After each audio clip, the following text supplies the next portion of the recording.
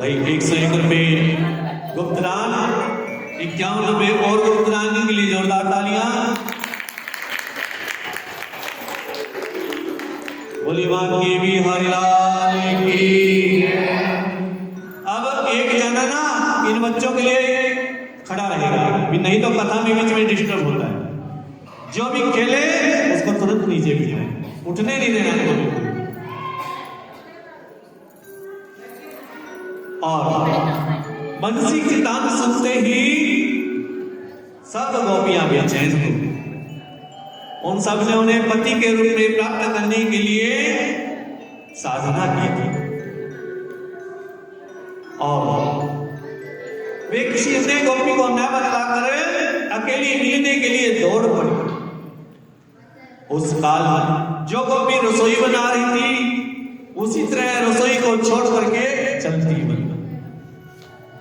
जो गोपी भोजन कर रही थी बस बीच में ही भोजन छोड़ करके चल पड़ी। जो गोपी अपनी आंखों में काजल लगा रही थी, माना गोपी ने एक आंख में काजल लगाया, दूसरी आंख में काजल लगाना ही भूल गई। उसी अवस्था में वो दौड़ पड़ी। जो कुएं से पानी खींच रही थी वैसे रस्सी छोड़ करके दौड़ पड़ी। और कोई गोपी जो चोली पहन रही थी उसे हाथ में लिए लिए दौड़ पड़ी। और जिस किसी के पति ने उसे घर में बंद कर दिया वह अपनी आंखें बंद करके श्री कृष्ण का ध्यान करके उसने अपने तन की सूझी को ही बुला दिया और आत्मिक रूप से सबसे पहले भगवान कृष्ण से जाना। बोलिए श्री कृष्ण चंद्र बलदेव की जय। और सब गोपियां महाराज की लीला के लिए इकट्ठी हो। इधर मेरे प्रभु ने महाराज के लिए एक ब्रजमंडल में वहीं पर महाराज के लिए स्थान चुना। कौन सा स्थान चुना? निधिवन महाराज। और इधर मां पार्वती 16 श्रृंगार करके महाराज में जाने की तैयारी कर। और इधर भगवान भोलेनाथ जब उन्होंने मां पार्वती को देखा कि हे प्रिय तुम 16 श्रृंगार करके आज कहां जा रही हो? आज माता पार्वती ने कहा कि आज वृंदावन नगरी में महाराज की लीला हुई। आज भगवान कृष्ण गोपियों के संग में महाराज करेंगे। मैं उस महाराज की लीला को देखने के लिए जा रहा हूं। भगवान भोलेनाथ बोले क्या अकेली जाओगी, मुझे संग नहीं ले चलोगी? मां पार्वती बोली उस महाराज में केवल एक ही पुरुष प्रवेश पा सकता है जिसका नाम श्री कृष्ण चंद्र बलदेव। उनके अलावा और कोई भी उस महाराज में कोई भी पुरुष प्रवेश नहीं पा सकता। और उनके संग में जो गोपियां हैं तो उनके संग है, वो तो महाराज संग चाहेंगी। अब भगवान भोलेनाथ बोले करूं तो क्या करूं भाई, कोई तो उपाय तो सुझाओ। भगवान भोलेनाथ ने कहा कि कोई उपाय तो सुझाओ। माता पार्वती बोली इसके लिए तो तुम्हें स्त्री रूप धारण करना पड़ेगा, तुम्हें गोपी बनना पड़ेगा। और आज भगवान भोलेनाथ मां पार्वती से क्या कह रही है सुनिए सुंदर से भजन के माध्यम से। एक दिन वो भोला भंडारी मंदिर सुंदर प्यारे आ गए, आ गए। एक दिन वो भोला भंडारी मंदिर सुंदर प्यारे आ गए, आ गए। पार्वती की मनाकारी, पार्वती की मनाकारी, ना माने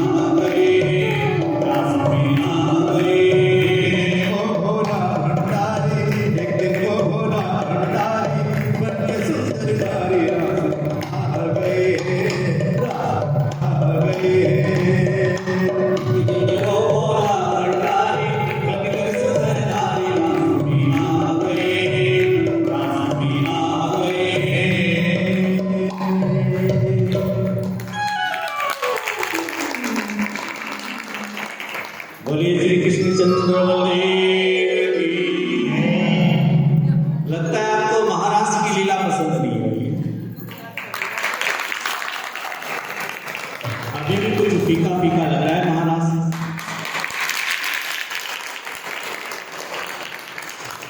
तो भाई महाराष्ट्र की लीला मेरे प्रभु ने की और आज भी भगवान भोलेनाथ जिस रूप में वहां गए थे मेरे बांके बिहारी ने उनको पहचान लिया और बहुत अवसर से आज भी वृंदावन में ही उन्हीं के नाम से भगवान भोलेनाथ के नाम से श्री गोपेश्वर महादेव जी का मंदिर बना हुआ है जो वहां पर जाता है भगवान को दूध पुष्प और प्रसादी जो वहां पर चढ़ाता है उनके मन की मनोकामनाएं अवश्य ही पूर्ण होती हैं।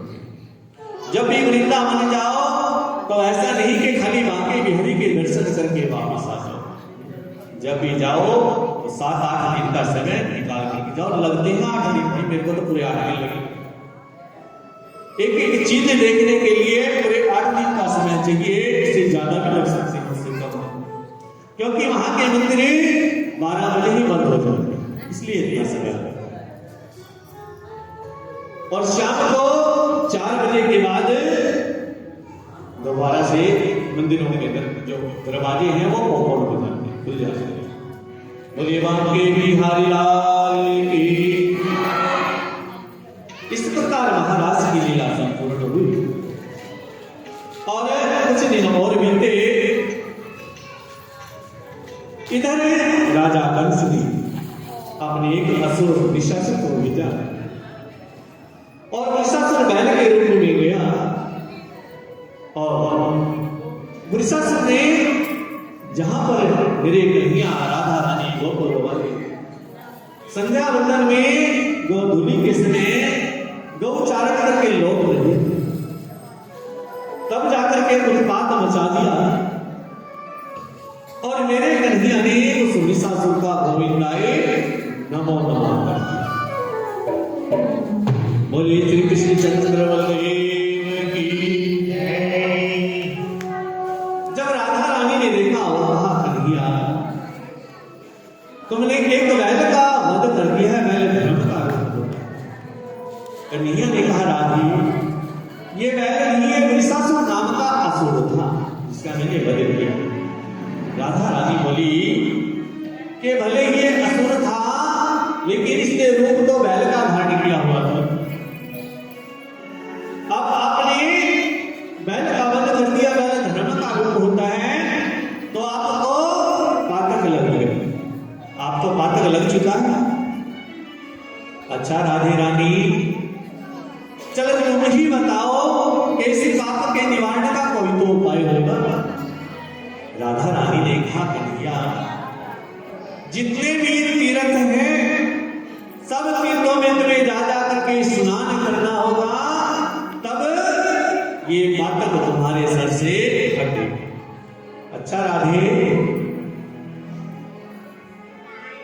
यदि सारे तीर्थ चल करके यहीं आ जाए और मेरे कन्हैया ने सभी तीर्थों का आवाहन किया, सभी तीर्थ वहीं पर गोवर्धन पर्वत के नजदीक इकट्ठा हुआ।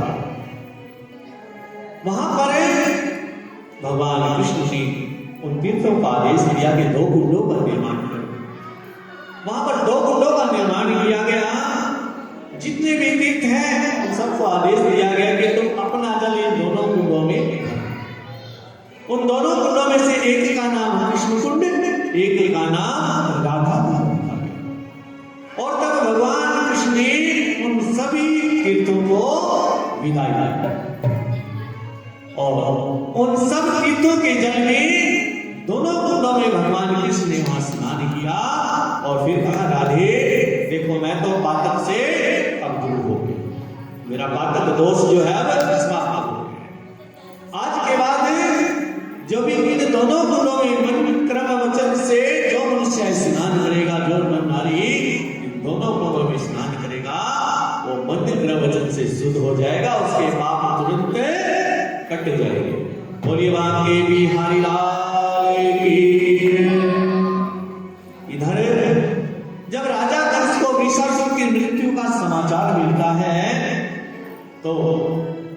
बेचैन हो उठता।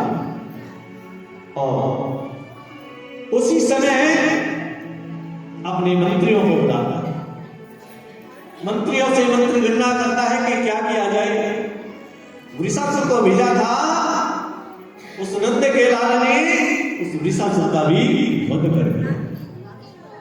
मंत्रियों ने कहा कि आप एक काम क्यों ना करो, आप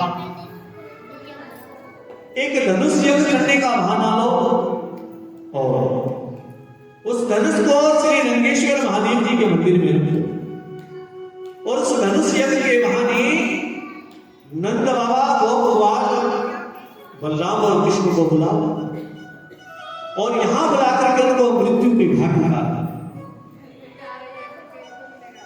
और उसी समय नारद जी वहां आए। नारद जी ने जब कंस को भयभीत देखा तो कहा, हे राजन, मैंने तुम्हें उसी समय पृथ्वी पर 8 लकीरें खींचकर तुम्हें समझाया था, लेकिन तुम उस समय नहीं समझ पाए कि देवी की कोई भी संतान 8वीं हो सकती। और तुम क्या समझ रहे हो, तुम्हें 7वां गर्भ खंडित होने का समाचार भी दिया गया। देवी का 7वां गर्भ खंडित नहीं हुआ था। योग माया ने देवी के गर्भ से 7वां गर्भ निकाल करके वसुदेव की दूसरी पत्नी जो नंद बाबा के यहाँ रह रही थी, जिसका नाम रोहिणी है, उसके गर्भ में जाकर के स्थापित कर दिया। और जो तुम्हें कन्या मिली कारागार में, वो देवी की संतान थी। वो संतान यशोदा की थी। और उसी रात्रि में वसुदेव ने चुपके से कृष्ण को नंद बाबा के यहाँ पहुंचा दिया और यशोदा की जो कन्या है उसको लेकर के वो कारागार में आ गए। और देवी के गर्भ से कृष्ण ने जन्म लिया, जो नंद बाबा के यहां श्री कृष्ण के रूप में उनका नाम लिखा था। और जो बालक रोहिणी के गर्भ से उत्पन्न हुआ, वो बालक भी देवी का ही है, जिसको बलराम के रूप में जाना था। अब इतना सुन करके राजा कंस बहुत क्रोधित हुआ, अपनी मियान से तलवार निकाली और नारद जी को बोला कि मैं अभी वसुदेव और देवकी का वध कर देता हूं। नारद जी बोले, अब पछताए क्या हो तो जब चिड़िया चुग गई। भाई विधाता ने शायद तुम्हारे कर्म लेख में यही लिखा हुआ था, तो ऐसा तुम्हारे साथ हुआ। अब तो तुम्हें उनसे किस प्रकार बचना है वो उपाय है। इतना कह करके नारद जी अपने धाम हो गए। बोले श्री कृष्ण चंद्र बलदेव की। और उसी समय राजा कंस ने वसुदेव देवकी को दोबारा से कारागार में डाल दिया, उनको हथकड़ियां लगवा दी और अक्रूर जी को बुलाया कि हे अक्रूर जी, आप मेरे परम मित्र हैं, मैंने कृष्ण और बलराम को मारने की एक योजना बनाई। आप जाकर के नंद बाबा के यहां, नंद बाबा अन्य गोपवालों के संग में कृष्ण और बलराम को ले आओ, उन्हें धनुष यज्ञ में आमंत्रित करो। उन्हें बोलना मेरा आदेश है कि मथुरा में राजा कंस ने एक बहुत बड़े धनुष यज्ञ का आयोजन किया हुआ है, उसमें सबको निमंत्रण है। अक्रूर जी प्रातः काल होते ही सुंदर सा रथ सजा करके चल पड़े। अक्रूर जी नंद बाबा के यहाँ पहुंचे, उनकी आवभगत हुई, सारी बात भगवान कृष्ण और बलराम जी को बताई। अक्रूर जी ने कृष्ण बलराम बोले कि काका, हमें तो ये बात बतलाई सो बतलाई, हमारे नंद बाबा और माता यशोदा तक ये बात नहीं जानी चाहिए। आप चिंता न करें। और रात्रि में ही नंद बाबा ने पूरी नगरी में मुनादी करवा दी कि भाई राजा कंस का आदेश है, राजा कंस के यहां हम मनुष्य से देखने के लिए जाऊंगा। तो सभी प्रातः काल होते ही अपने छप्परों में दूध, घी, दही, माखन आदि की मटकियां रख ले, हम ये सब उनको भेंट के रूप में दें। और सवेरे सवेरे आप सभी ने चलने के लिए तैयार हो जाना। और नंद बाबा का आदेश पाकर के प्रातः काल होते ही सब गोप गवाले अब अपने छपड़ों में दूध, घी, दही, माखन के मटकियां रखी और सब चलते थे। अक्रूर जी के रथ में कृष्ण और बलराम सवार हो गए। गोपियों ने रास्ता रोक लिया, राधा रानी ने रास्ता रोक लिया। गोपियों को सांत्वना देते हुए, राधा रानी को सांत्वना देते हुए कि मैं शीघ्र ही लौट आऊंगा, इतना कह करके वो चलते थे। और संध्या होने से पहले मथुरा नगरी के बाहर डेरा डाल दिया। बोलिए श्री कृष्ण चंद्र बलदेव की जय। और नंद बाबा से आदेश लेकर के, उनसे आज्ञा लेकर के कि नंद बाबा, मेरे प्रभु कृष्ण बलराम, मधुसूदन, मधुमंगल, अन्य गोप गवाले सब मथुरा नगरी को देखना चाहते हैं। आदेश ले लिया कि जाओ घुमाओ, लेकिन ये तुम्हारा वृंदावन नहीं है, यहां संभल कर रहे। सभी गोप वाले जो उनकी टीम थी वो चल पड़े। चलते चलते सबसे पहले उनको राजा कंस का धोबी मिला। कुछ गोप वाले उस धोबी को चिढ़ाते हुए बोले कि भाई, ये राजा कंस के जो वस्त्र थे ये हमें दे दो, हम इनको पहन करके तुम्हारे राजा कंस से भेंट करें, हम उनसे मिलने के लिए जाएंगे। धोबी बोला, अरे गवालो, ये तुम्हारा वृंदावन नहीं, ये राजा कंस की नगरी है, मथुरा इसका नाम है। जरा सी भी उदंडता यहां की तो तुम्हें राजा कंस मृत्यु दंड दे डाले। अच्छा, ऐसा सुनते ही मेरे कन्हैया ने एक जोर से तमाचा उस धोबी को मारा और उसका शीश से अलग।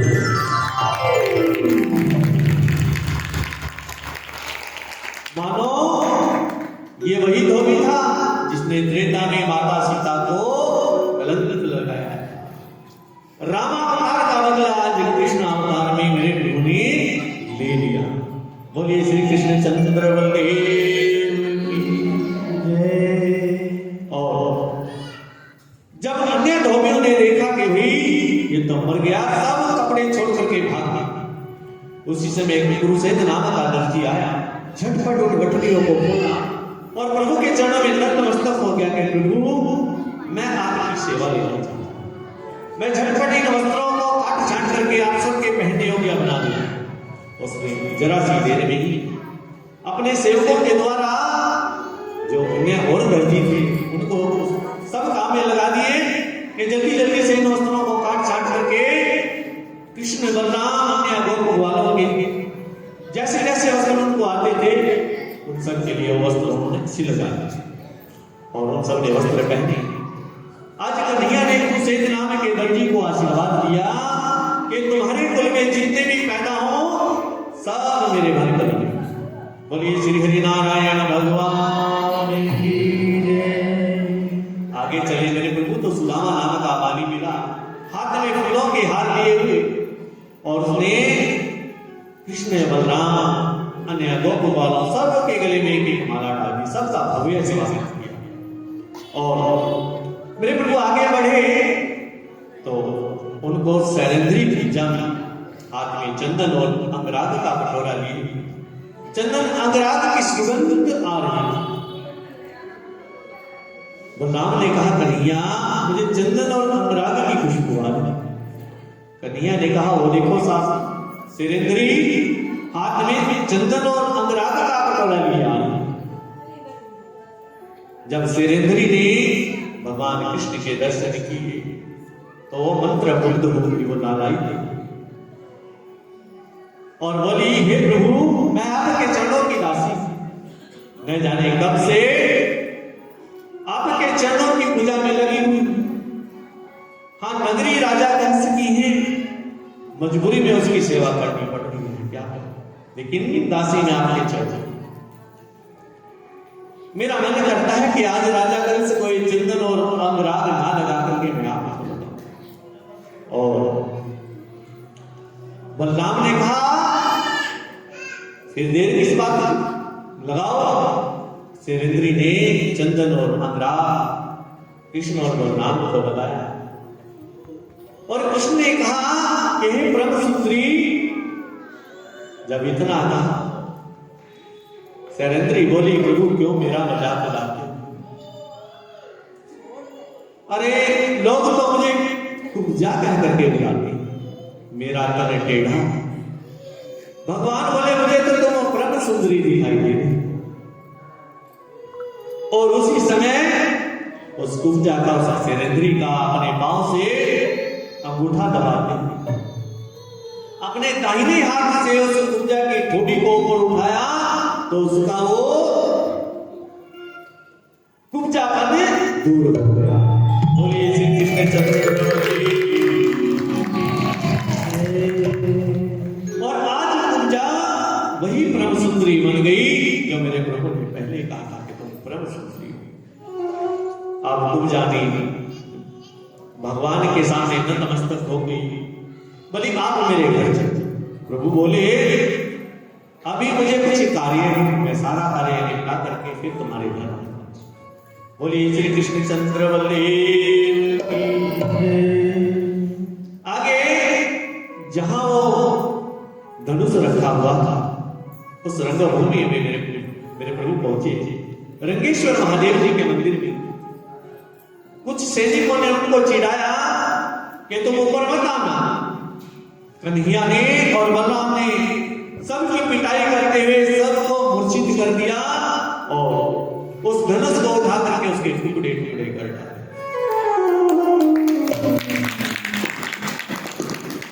जो सैनिक जीवित बचे थे वो दौड़ करके राजा कंस के पास आए। राजा कंस ने कहा कोई बात नहीं, मैंने महावत को बता रखा है, वो कुबलिया पीढ़ नाम के हाथी को मदिरा पिला करके उसको मतवाला कर देगा। जब कल ये रंगभूमि में उस रंगभूमि के द्वार पर पहुंचेंगे तो वो महावत उस हाथी को इशारा करेगा, उसको छड़ी दिखाएगा और वो हाथी मदमस्त होकर के अपने पैरों तले चल जाएगा। और अब ये सब कृत्य करके बलराम कृष्ण की टोली वापिस मुझे बाबा के पास पहुंच जाती। प्रातः काल होते ही सब मथुरा निवासी जब रंगभूमि में प्रवेश करते हैं तब भगवान कृष्ण बलराम अपने नंद बाबा की टोली के सहित जब रंगभूमि में वहां द्वार पर आते हैं तो महावत हाथी के ऊपर बैठ करके कुबलिया पीढ़ नाम के हाथी पर बैठ करके उनका रास्ता रोक लेता है और उनको चिढ़ाने लगे। जैसे ही महावत ने हाथी को एक छड़ी मारी, हाथी मदमस्त होकर के इधर उधर भागने लगा, उन सबको अपने पैरों तले रोकना चाहता। भगवान कृष्ण ने हाथी का एक दांत उखाड़ लिया, बलराम ने दूसरा दांत उखाड़ लिया और दोनों दांतों से उस महावत और उस कुबलिया पीढ़ नाम के हाथी का गोविंदाए नमो नमः। बोलिए बांके बिहारी लाल की। और फिर जहां पर बलियुद्ध होना था वहां पर पहुंचे। चांद और मुश्किल आदि पहलवान पुकारने लगे कि आओ हमारे साथ बलियुद्ध। भगवान कृष्ण बलराम बोले कि हम नन्हे नन्हे बालक हैं, हमारे सुकोमल अंग और तुम हट्टे कट्टे, भाई हम तुम्हारे साथ बलियुद्ध कैसे कर सकते हैं, हम तुम्हारे समान योद्धा थोड़ी। चाणूर और मुश्तिक बोले कि क्या कह रहे हो, तुम हमारे समान योद्धा नहीं हो। अरे तुमने पूतना, अरिष्टासुर, त्रिनावृत, शक्तासुर, वृषासुर, केसी नाम के अनेक प्रलंबासुर, इतने सारे असुरों का वध कर दिया। और तुम कह रहे हो कि तुम योद्धा नहीं, तुम योद्धा हो, आओ और हमारे साथ युद्ध करो और बल युद्ध करके हमारे राजा कंस को प्रसन्न करो। जब भगवान कृष्ण बलराम ने सुना, बलराम ने इशारा किया कि चलो, दोनों चारों ओर मुष्टिक आदि से मल्ल युद्ध करने के लिए मैदान में कूद पड़े और उनका भी गोविंद आए नमो नमः कर दिया। बोलिए श्री कृष्ण चंद्र बलदेव। जब राजा कंस ने देखा कि इन दोनों को भी मार डाला, तब ऊंचे सिंहासन से पुकारा है, अपने सैनिकों को आदेश दिया, अरे पकड़ो पकड़ो इनको, मारो, ये जीवित ना बचने पाएंगे। जब भगवान कृष्ण ने सुना, अच्छा, ऊंची सी छलांग लगाई, जहां राजा कंस सिंहासन पर बैठा था वहीं मेरे प्रभु पहुंच गए, उसका गला पकड़ा और उसको सिंहासन से नीचे गिरा और जोर से मुक्का मारा, उसको पृथ्वी पर गिरा और फिर उसकी छाती पर एक घूंसा मारा और अपनी चरण प्रहार करते हुए मेरे प्रभु ने उसके प्राण निकाले। वंश का भी गोविंद आए नमो नमः। और फिर सबसे पहले कारागार में गई, राजा उग्रसेन को कारागार से उन्होंने आजाद कराया। फिर वसुदेव और देवकी जी को आजाद कराया। वसुदेव देवकी ने अपने लाल को गले लिया। बोलिए श्री कृष्ण चंद्र बलदेव की, बोलिए बलदाऊ भैया की। अब कुछ समय और बीता, राजा उग्रसेन बोले कि हम कृष्ण को मथुरा का राजा था। भगवान कृष्ण बोले हमें राजा ययाति का शाप लगा हुआ है, हम राजा नहीं बन सकते, हम आप को ही राजगद्दी पर बैठे। और उन्होंने राजा उग्रसेन को राजगद्दी पर बैठाया, दोबारा राजगद्दी किया। उसके बाद नंद बाबा ने दो भगवानों को कहा कि हम कुछ दिन यही रहेंगे, आप जाएं। और नंद बाबा अन्य गो भगवान आंखों में अश्रु धारा बहाते हुए वापिस वृंदावन पहुंचे। कुछ दिन और बीते। अब वसुदेव जी ने और माता देवी अपने दोनों बालकों को गुरु संदीपन जी के आश्रम में विद्या अर्पण करने के लिए भेजा। और ये दोनों विद्या अर्पण करने के लिए चल पड़े। रास्ते में इनको सुदामा जी मिले। सुदामा जी के पांव में कांटा चुभ गया। मेरे प्रभु भगवान श्री कृष्ण जी ने अपने हाथों से उसका कांटा निकाला और यहीं से इन दोनों की मित्रता और सभी गुरु संदीपन जी के आश्रम में पहुंचे और वहां पर रह करके गुरु जी का आशीर्वाद पाने लगे और गुरु जी ने शिक्षा दी। एक दिन ऐसा हुआ कि आश्रम में भोजन बनाने के लिए सूखी लकड़ियां समाप्त हो गई। उसी संध्या को गुरुवाणी ने भगवान कृष्ण और सुदामा से कहा कि तुम दोनों प्रातः काल वन में सूखी सूखी लकड़ियां लाने के लिए जाना। उसी संध्या को एक आश्चर्यचकित घटना घटित हो गई। उज्जैन नगरी जहां पर जो है संदीपन ऋषि जी का आश्रम है, उससे थोड़ी ही दूर पर एक नगरी और बसी हुई थी। वहां पर एक वृद्ध महिला रहती थी। वो हर रोज भिक्षा मांग करके अपना गुजारा करता था। उस दिन उस वृद्ध महिला को भिक्षा में कुछ भुने चने मिले।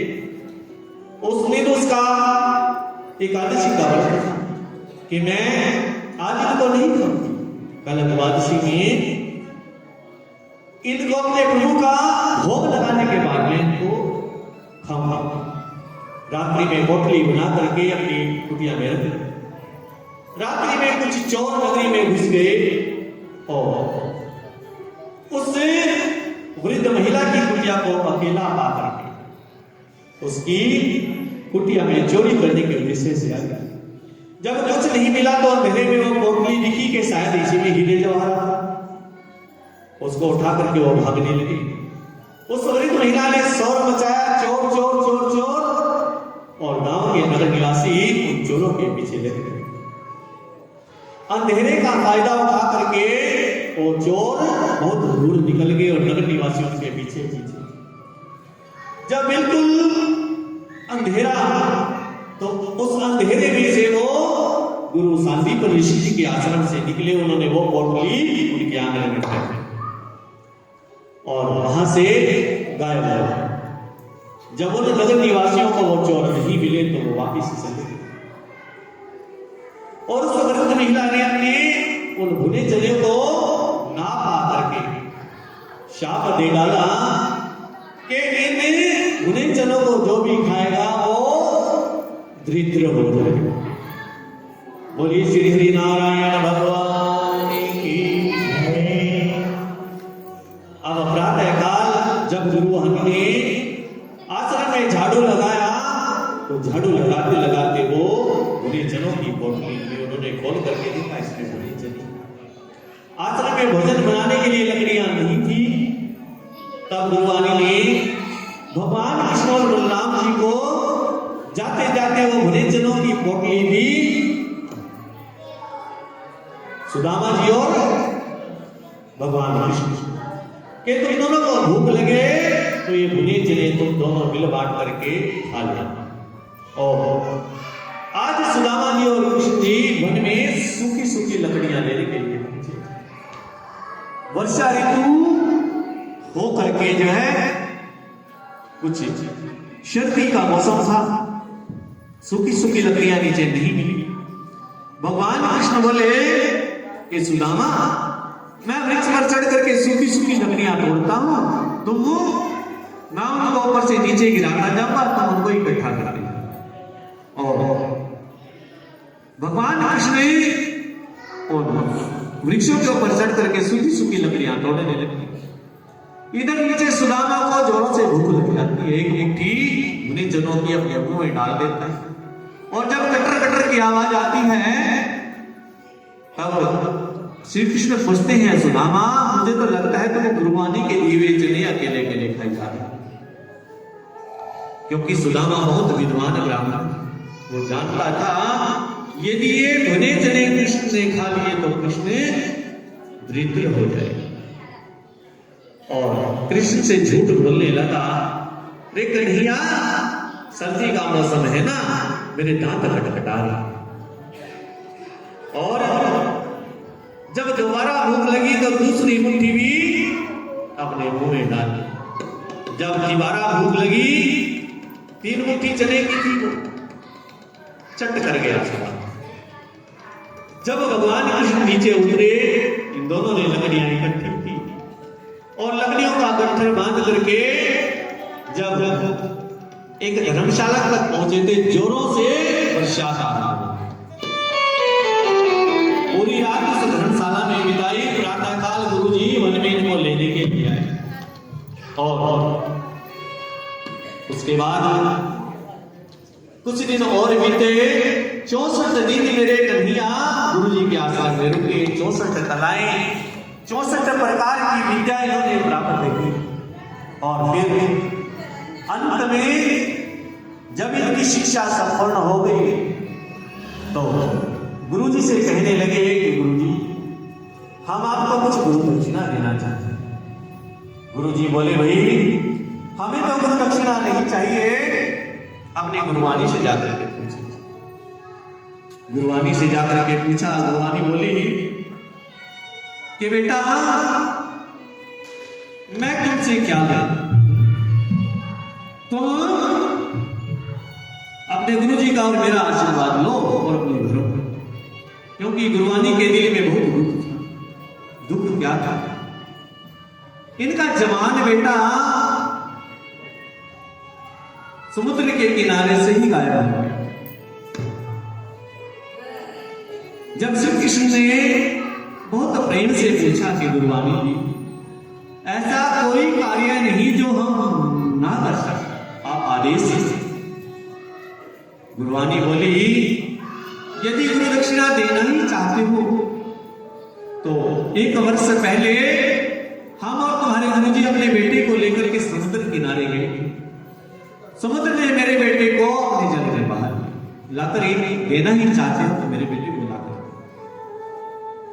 भगवान श्री कृष्ण बोले कि आप कुछ देर इंतजार कीजिए, मैं अभी गया और अभी गया।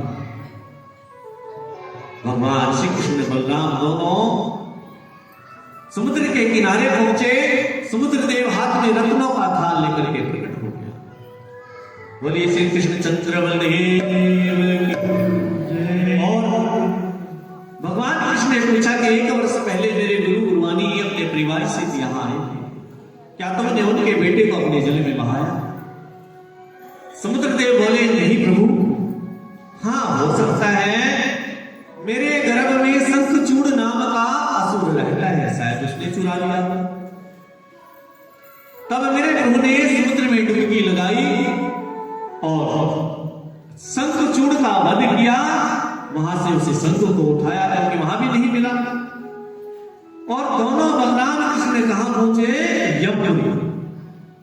जब यमपुरी में पहुंचे, यमपुरी के बाहर आकर के उस शंख की ध्वनि को बजाया, उस शंख की गूंज उठी।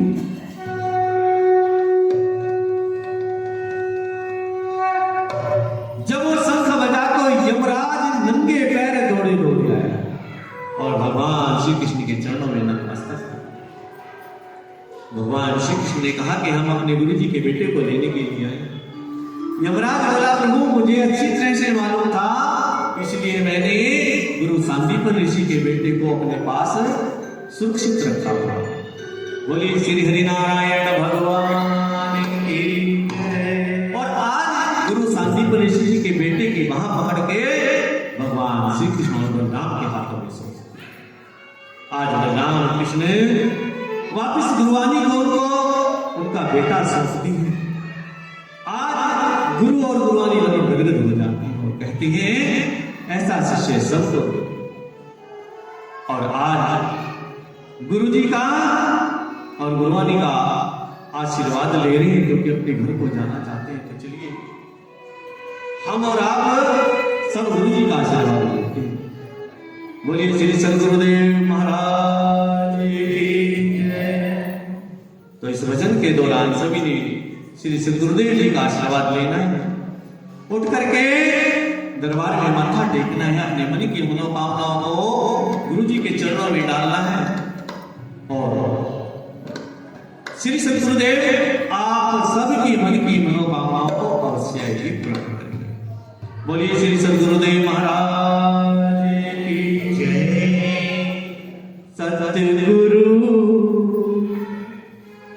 वरदान देते,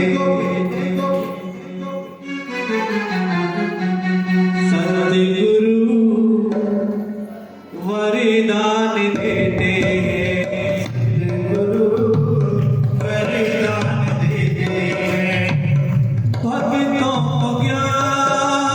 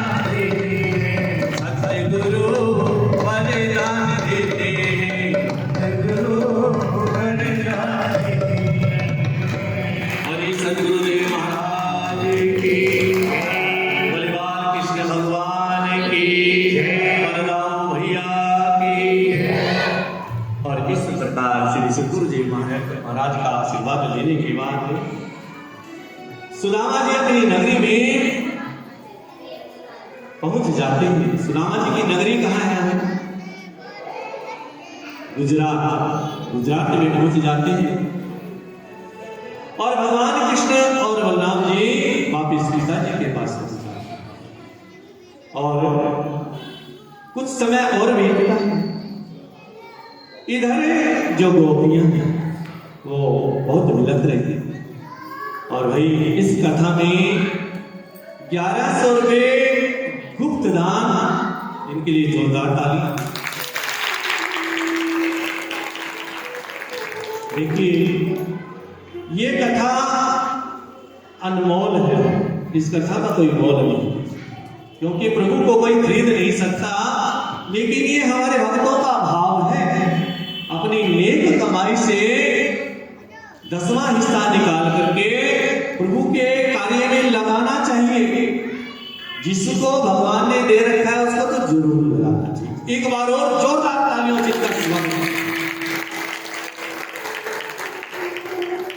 और गांव में तो हमें किसी को कुछ कहना ही नहीं पड़ता। ये शहर है, ये शहर गांव में हमारे को किसी को कुछ नहीं कहना पड़ता। अपने आप सारी व्यवस्था हो जाती है। अपने आप लोग कोई 500, कोई 1100, कोई 3100, सारा कथा का खर्चा अपने आप होता। हमें किसी को कुछ कहने की आवश्यकता नहीं। इसलिए हमारी कथा निःशुल्क है। लेकिन वही शहरदारी में आने के लिए हमारे को, हम भी गांव के हैं, हमारे को शहर के बारे में इतना माहौल का पता है। तो जो आयोजन करता होते हैं हम उनको बोल देते हैं भाई इतना आयोजन का ये है खर्चा, तो वो अपने हिसाब से एडजस्टमेंट कर लेते हैं। लेकिन आज तक 12 साल में हमने जहां जहां गांव में कथा की तो हमने किसी को कुछ नहीं बोला कि इतना खर्चा है, अपने आप पूर्ण हो जाता है। बोलिए श्री हरि नारायण भगवान।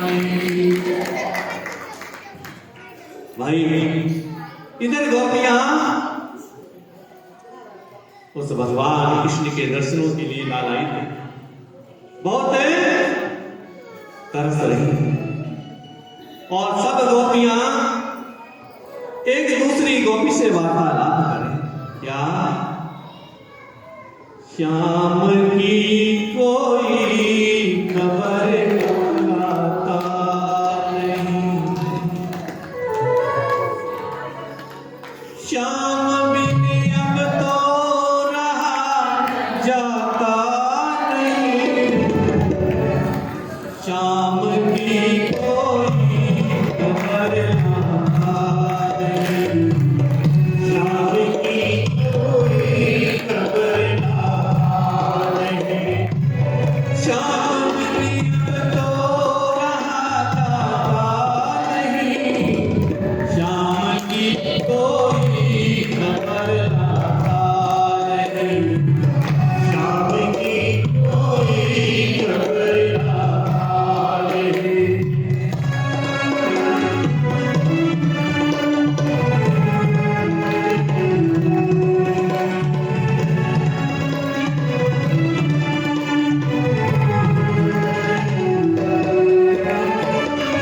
मन तो चाहता है कि मैं कत्ल लूं,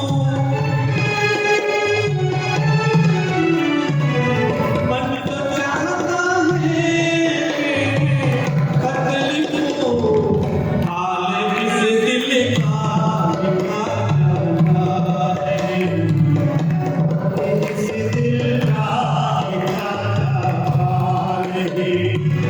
श्याम की कोई खबर लाता नहीं, श्याम बिन अब तो रहा जाता नहीं, श्याम बिन अब तो रहा जाता नहीं।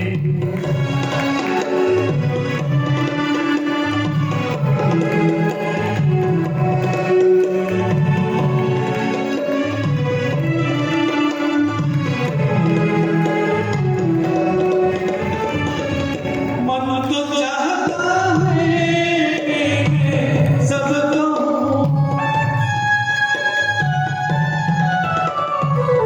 मन तो चाहता है कि मैं सब कहूं, गम जुदाई का सहा जाता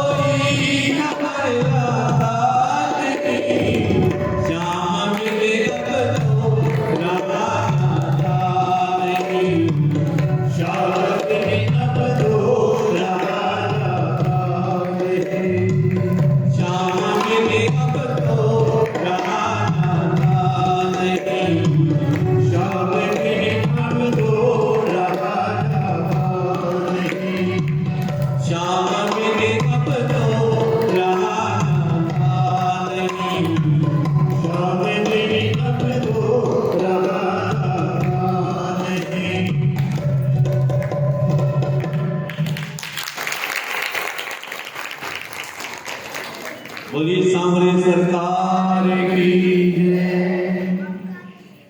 और इधर भगवान कृष्ण उद्धव जी को, क्योंकि उद्धव जी को अपने ऊपर बहुत अहंकार हो चुका है, वो आत्मज्ञानी, उनके अहंकार को तोड़ने के लिए भगवान कृष्ण उद्धव जी को गोपियों को ज्ञान की शिक्षा देने के लिए भेजते हैं। जाओ उन गोपियों को सांत्वना देकर और राधा रानी के लिए एक हार भेजते हैं, गोपियों के लिए एक प्रेम पत्र लिख करके भेजते हैं कि जाओ ये प्रेम पत्र उन गोपियों को जाकर के सुनाना, जो कि गोपियां अनपढ़ हैं। और जब उद्धव जी नंद बाबा के यहां गए तो उनकी बड़ी आवत थी, उनको भगवान कृष्ण ने अपना पीला पीतांबर उड़ा करके भेजा। और जब प्रातः काल उठ करके यमुना स्नान करके उद्धव जी चले आ रहे थे, पीला पीतांबर ओढ़े थे, सभी गोपियों ने देखा कि हमारा चित्त चोर चला रहा, क्योंकि पीले पीतांबर की ओर उनका ध्यान था। लेकिन जब नजदीक आया तो देखा ये तो उद्धव जी। सब गोपियों ने, राधा रानी ने उद्धव जी को घेर लिया और पूछने लगी, क्या मथुरा में हम गोपियों से सुंदर स्त्रियां हैं जो हमारे मन के चित्त चोर उनके वश में हो गए? और दूसरी गोपी कहने लगी, हे उद्धव जी, कन्हैया जी कपटी और निर्दयी हमारे मन की पीड़ा पर नहीं समझ। जिस तरह भौरा पुष्पों से पराग चूसने की ही प्रीति करता है, पराग चूसने के बाद दूसरे पुष्पों पर जाकर मंडराने लगता है। इसी प्रकार श्री कृष्णचंद्र हम सब गोपियों से रास विलास कर चले गए और हम सबको भूल गए। क्या उन्हें हमारी याद बिल्कुल भी नहीं आती? और भगवान श्री कृष्ण के बारे में उद्धव जी कहने लगे, हे गोपियों, मैं श्री कृष्ण जी के प्रति तुम्हारा अटूट प्रेम देख करके बहुत प्रसन्न हूं, लेकिन तुम, ये तो उनका सगुण अवतार है, उनके निर्गुण, जो उनका निर्गुण रूप है उसका ध्यान। और जब गोपियों को बोला गया कि तुम्हारे लिए श्री कृष्ण ने ये प्रेम पत्र भेजा, जब ये सुना उद्धव जी के हाथ से एक गोपी ने वो प्रेम पत्र छीन लिया, दूसरी गोपी को पता चला, उसने उस गोपी के हाथ से वो प्रेम पत्र जब छीनना चाहा तो उसके टुकड़े टुकड़े हो गए, और जिस गोपी के हाथ में जो टुकड़ा आया उसको लेकर के अपने हृदय से लगा और कहा, यही कागज के टुकड़े हमसे तो अच्छा तुम, न जाने कितनी बार कलम से लिखते समय हमारे चित्त चोर ने, हमारे मनमोहन ने तुम्हारे को कितनी बार स्पर्श किया। और इधर उद्धव जी राधा रानी से कहने लगे कि राधा रानी, तुम्हारे लिए श्री कृष्ण ने ये हार भेजा। राधा रानी कहने लगी, उनके बगैर इस हार का कोई मूल्य नहीं। जब उद्धव जी राधा रानी को भी यही बात समझाने लगे कि इस समय इनका ये सगुण अवतार है, तुम इनके निर्गुण रूप का ध्यान करो, नहीं तो तुम ऐसे ही बिलकती रहोगी, ऐसे ही भटकती रहोगी। और जब राधा रानी ने कहा कि उद्धव जी जरा उधर तो देखो, क्यों न गोपियों की तरफ तो देखो, और जब उद्धव जी ने उन गोपियों की तरफ देखा, उस टुकड़े को अपने हृदय से लगा करके आंखों से झरझर अश्रु धारा बाहर।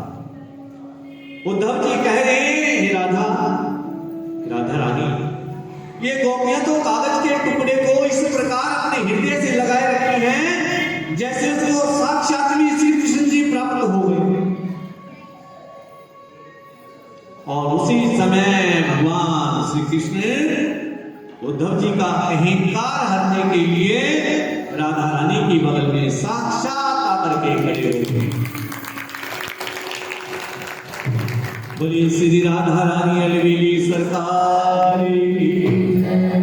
उद्धव जी ने जब राधा रानी के बगल में मेरे बांके बिहारी को देखा तो उसका सारा का सारा ज्ञान जाता था, सब अहंकार मिट्टी में गिर गया। और बांके बिहारी कहने लगे, उद्धव जो मेरा भक्त होता है, सच्चा प्रेमी होता है, उसके अहंकार को मैं हर दूं। भक्तों का अहंकार हरना मेरा भोजन है। और राधा रानी मंद मंद मुस्काने लगी। उद्धव जी के अहंकार को हर करके मेरे कन्हैया गायब हो गई। उसी समय उद्धव जी कन्हैया राधा रानी के चरणों में लेट गए थे।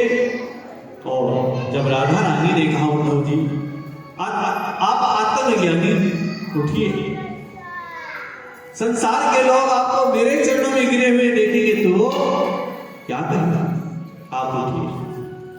जब उद्धव जी उठे, उद्धव जी ने देखा कि श्री कृष्ण तो यहाँ है। उनकी सब लीला जान गए, उनका सारा अभिमान नष्ट हो। बोलिए श्री कृष्ण चंद्र बलदेव। और गोपियां कहने लगी, हे उद्धव जी आप कह रहे हैं कि उनका सगुण अवतार है, हम निर्गुण रूप का धारण है। हे उद्धव मन ना भय 10-20, एक हो तो श्याम संग गयो को अपराधी ईश। हे उद्धव मन ना भय 10-20। तब उद्धव जी उन ब्रजबालाओं की वाणी सुन करके अपने अंदर ग्लानि महसूस करने लगे कि हे ब्रजबालाओं, मैं तो तुम्हें ज्ञान की शिक्षा देने के लिए आया था, लेकिन तुमने मुझे उल्टा प्रेम का पाठ पढ़ा दिया। और आज राधा रानी से कहने लगे कि राधे कोई संदेशा है तो दो, मैं जाकर के श्री कृष्ण को जरूर कहूं। और फिर माता यशोदा के पास आई। माता यशोदा ने माखन मिश्री भरपूर मात्रा में लिया कि मेरा लाल न जाने कितने दिनों से वहां है, किसी ने उसको माखन मिश्री खिलाई भी होगी। और सारा समाचार लेकर के उद्धव जी भगवान श्री कृष्ण जी के पास पहुंचे। और आज उद्धव जी की आंखों में अश्रु धारा देख करके भगवान कृष्ण बोले, उद्धव जी क्या बात है, अरे हमने तो तुम्हें गोपियों को ज्ञान का उपदेश देने के लिए भेजा, तुम उदास हो गए। उद्धव जी बोले, कृष्ण तुम्हारा दिल नहीं, पत्थर जैसा कठोर। अरे वो गोपियां तुम्हें कितना चाहती थी, कितना प्रेम करती थी, तुम उनसे जल्दी जाकर के उनका सारा संदेशा भगवान श्री कृष्ण से कहा। और यशोदा मां के हाथ से दिया हुआ माखन मिश्री भगवान श्री कृष्ण को दिया। बलराम और श्री कृष्ण ने बड़े प्रेम से उस माखन मिश्री का भोग लगाया। बोलिए श्री श्री नारायण भगवान की जय। भाई कुछ दिन और बीते। अब जो कंस की दोनों पत्नियां थी, आस्ती और प्राप्ति, वो जरासंध की बेटियां थी, वो दोनों जरासंध के पास गई और रुदन अवस्था में सारी बात बतलाई कि कृष्ण ने हमारे पतिदेव राजा कंस का वध कर दिया। जरासंध अपनी पूरी अक्षौणी सेना लेकर के मथुरा पर आक्रमण करने के लिए आया और भगवान कृष्ण बलराम ने उसको युद्ध में हरा दिया। जितने भी सैनिक लेकर के आता सबको युद्ध में भगवान श्री कृष्ण बलराम मार देते, अकेले जरासंध को जीवित छोड़ देते। 17 बार आक्रमण किया मथुरा नगरी पर जरासंध, 17 बार हार जरासंध। क्योंकि भगवान कृष्ण ने अपने मन में विचार कर रखा था कि ये अनेक प्रकार के दुष्टों को लेकर के आएगा और और मैं उनका संहार करूंगा। अब 18वीं बार जरासंध उसने मन में क्या विचारा कि मैं वन में जाकर के कुछ जब तक औरत नियम शक्ति प्राप्त वन में जाने के लिए उद्यत हुआ। उसे रास्ते में नारद जी मिले। नारद जी ने कहा, जरासंध तू कहां चला जा? इतनी उदास मुद्रा में अपनी उदासी का कारण बता। जरासंध ने नारद जी के चरणों की पूजा की और तब सारी बात बतलाई कि 17 बार मथुरा नगरी पर आक्रमण कर चुका और 17 बार नर की खाई। अब मन में विचार आया कि वन में जाकर के कुछ तपस्या कर। नारद जी बोले, जरासंध अरे तू अपने मित्र कालियवन को भूल गया? अरे वो म्लेच्छों का राजा, यवन देश का राजा। आज का जो यवन देश है ना, दूसरे देश का नाम आज जो यवन देश है, वहां का राजा म्लेच्छों का राजा कालियवन वो जरासंध का मित्र था कि तू उसको जाकर के संदेशा दे के वो तेरे पक्ष में युद्ध करने के लिए आए। जरासंध बोला, नारद जी मैं जाऊंगा तो बहुत देरी हो जाएगी। आप तो क्षण भर में एक स्थान से दूसरे स्थान पर पहुंच जाते हो, तो आप मेरा संदेशा उस तक पहुंचाओ। और नारद जी ने कालियवन तक जरासंध का संदेशा पहुंचाया और पीछे से सारी बात मथुरा नगरी में आकर के नारद जी ने भगवान कृष्ण बलराम को बताया। उसी समय भगवान कृष्ण समुद्र के नजदीक पहुंचे। समुद्र प्रकट हुआ और समुद्र देश से भगवान कृष्ण ने कहा कि मुझे तुम्हारे गर्भ में 12 योजन भूमि चाहिए। तब समुद्र देव ने 12 योजन भूमि देना स्वीकार किया। विश्वकर्मा को बुलाया भगवान कृष्ण ने और विश्वकर्मा से कहा कि तुम समुद्र के बीच में इस 12 योजन भूमि में द्वारिका का निर्माण है। और जब मथुरावासी सो जाए रात्रि के अंधेरे में, उन सब को उठा करके इस द्वारिकापुरी में ला करके शिफ्ट कर दो। बोलिए श्री हरि नारायण भगवान की जय। भाई विश्वकर्मा जी ने बिल्कुल ऐसा ही किया और उस द्वारिकापुरी का निर्माण कर दिया। और रात्रि के अंधकार में सब मथुरावासियों को सोते हुए द्वारिका धाम में पहुंचा दिया। बोलिए द्वारिका धाम की जय। अगले दिन जब जरासंध अपनी सेना सजा करके कालियवन के साथ आया, बलराम बोले कि आज इस कालियवन का वध करो।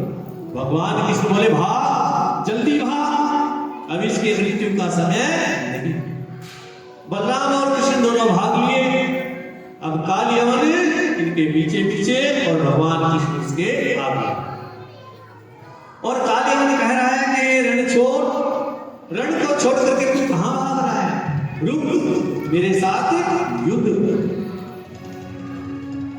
और भगवान कृष्ण चलते चलते चलते चलते गंधमादन पर्वत की गुफा में प्रवेश करते। वहां पर राजा मुचुकुंद सो रहे थे। राजा मुचुकुंद को मेरे गुरु ने अपना पीतांबर ओढ़ा दिया और अपने आप गुफा में प्रवेश कर। बोलिए श्री कृष्ण चंद्र बलदेव की जय। अब जब कालियवन ने देखा कि अच्छा, रण को छोड़ करके, युद्ध को छोड़ करके यहां पर पीला पीतांबर ओढ़ करके नींद ले रहा है, जोर से लात मारी और उस लात के चरण प्रहार से राजा मुचुकुंद जाग गए। ये राजा मुचुकुंद कौन है, इसकी भी 2 मिनट की कथा आपको सुना देता हूं। एक बार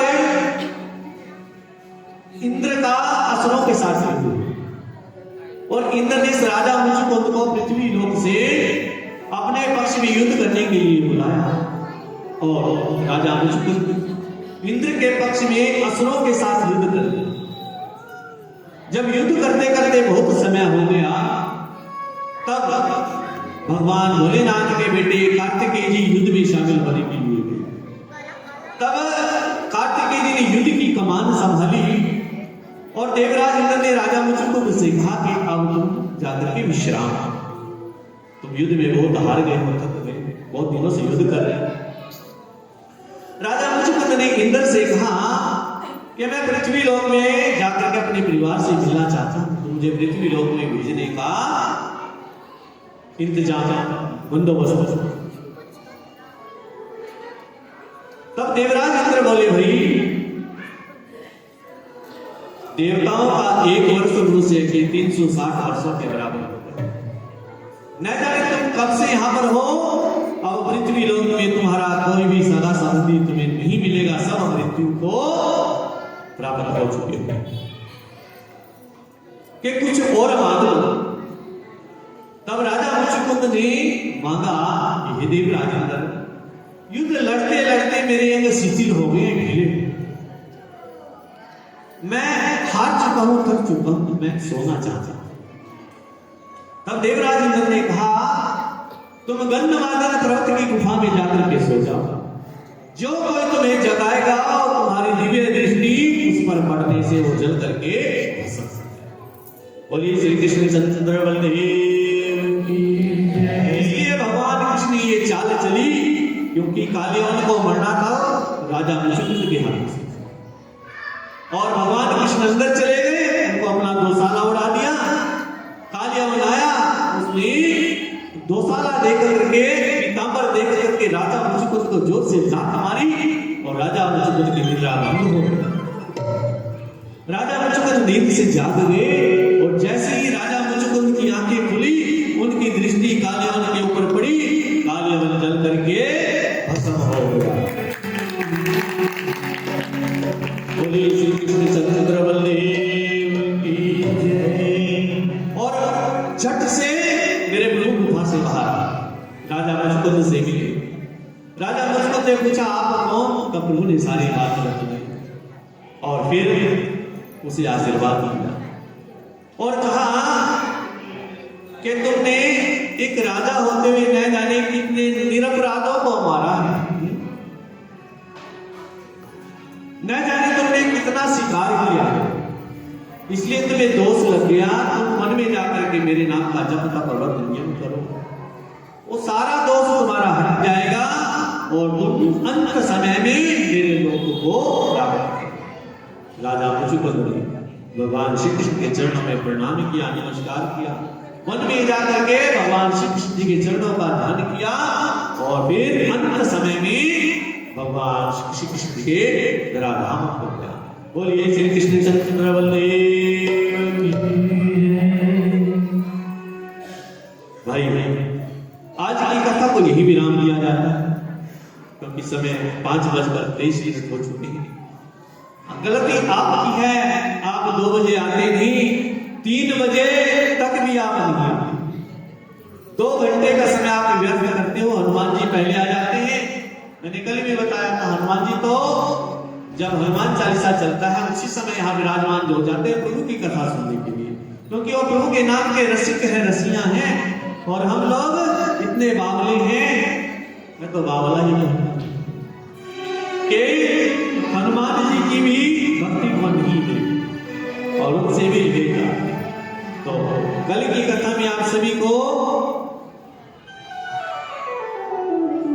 कल की कथा में भगवान श्री कृष्ण रुक्मिणी जी का हरण करेंगे, और कल ही की कथा में भगवान श्री कृष्ण जी का रुक्मिणी के साथ विवाह होगा।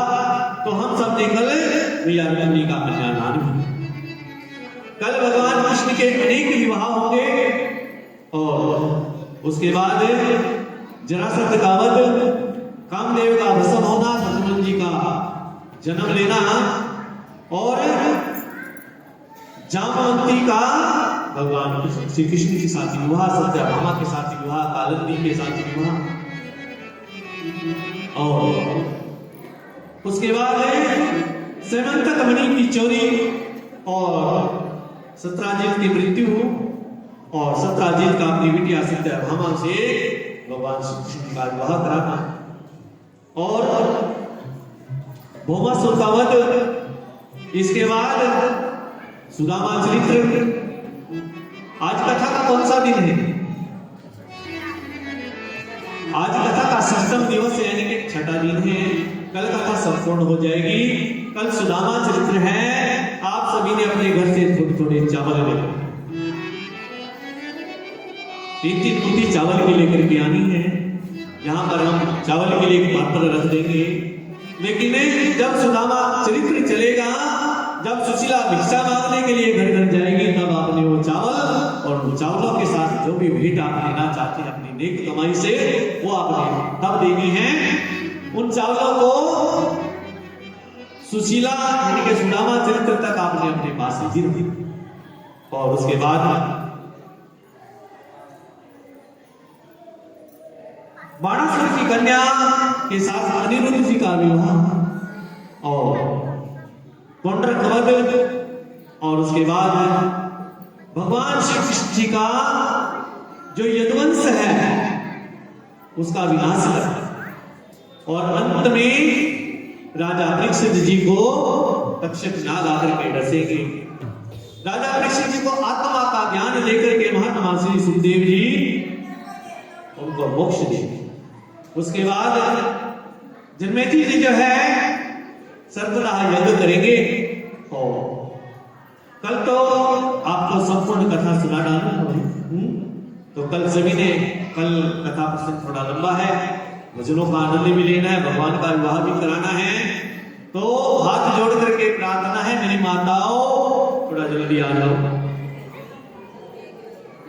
जल्दी आ जाओ। आते हो 3 बजे तो कल 1:50 तक यहाँ पहुंच जाओ ताकि भजनों का भी आनंद ले सके और कथा भी हमने संपूर्ण कर।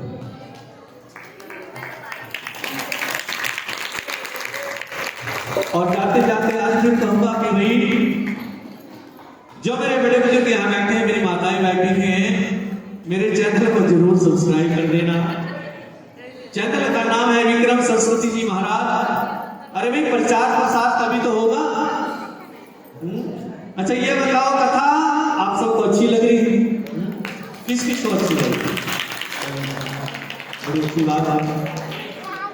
हमारे राणा जी महेंद्र जी मेरे को कल ही बोल रहे थे कि महाराज जी जल्द ही दूसरी कथा का आयोजन यहाँ पर होगा और आपको जल्दी से बुलाया। भैया आशीर्वाद लेने के लिए मैं सर के बल चल करके आऊंगी। बोलिए श्री हरि नारायण भगवान की। तो अब और जिस माता बहन ने कल हवन यज्ञ होना है परसों, आप सभी ने हवन यज्ञ में भी भाग लेना है। कौन कौन हवन यज्ञ में भाग लेगी माताएं? हाथों पर करो। कल हवन का परसों हवन का समय 10 बजे का है। तो कौन कौन मेरी माता बहन मेरा बड़ा बुजुर्ग हवन यज्ञ में भाग लेगा? वैसे नियम तो ये है जिन माताओं ने कलश यात्रा में भाग लिया वो, जिन मेरी माताओं ने मेरे बड़े बुजुर्गों ने 7 दिन तक की कथा सुनी वो, और जो यजमान बने हुए सबने हवन यज्ञ में बैठना होता है ताकि आपके मित्रों को प्रसन्नता मिले, आपको आशीर्वाद मिले, आगे आपकी इच्छा भई। जो मेरी माता बहन मेरा बड़ा बुजुर्ग हवन यज्ञ की सेवा देना चाहता है वो आज भी दे सकता है। जैसे मेरी माता ने 1100 रुपए दिए के लिए जोरदार एक बार होता।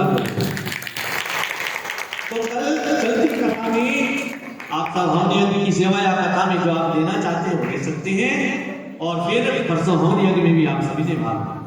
तो चलिए एक सुंदर सा भजन आपको सुनवाते हैं, उसके बाद फिर राधे नाम की माला का।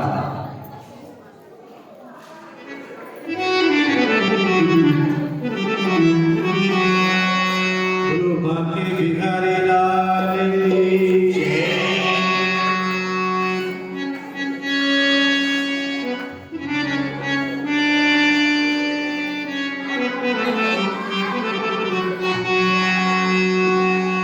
अश्क आंखों में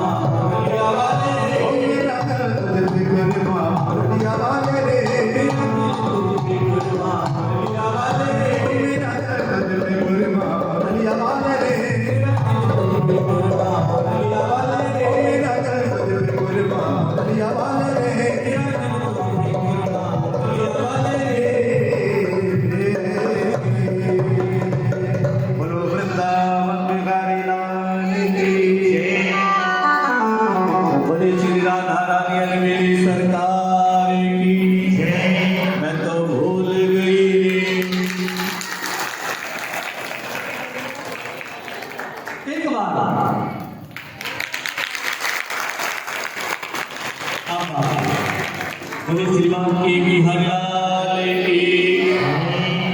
चलिए अब राधा रानी जी के चरणों के उनके नाम की माला का जाप करते हुए राधा रानी जी के चरणों में खो जाते हैं सभी। चलिए बोलिए राधा रानी मेरी सरकार की। आज सबने मगन होकर के राधा रानी जी का चरणों का दीदार है। देखते हैं किस किस को दर्शक होते हैं। चलिए सभी जी मीठी मीठी तालियों से अखियों को बंद करके मग्न हो जाओ और राधा रानी के चरणों में मिल जाओ। राधे राधे राधे राधे राधे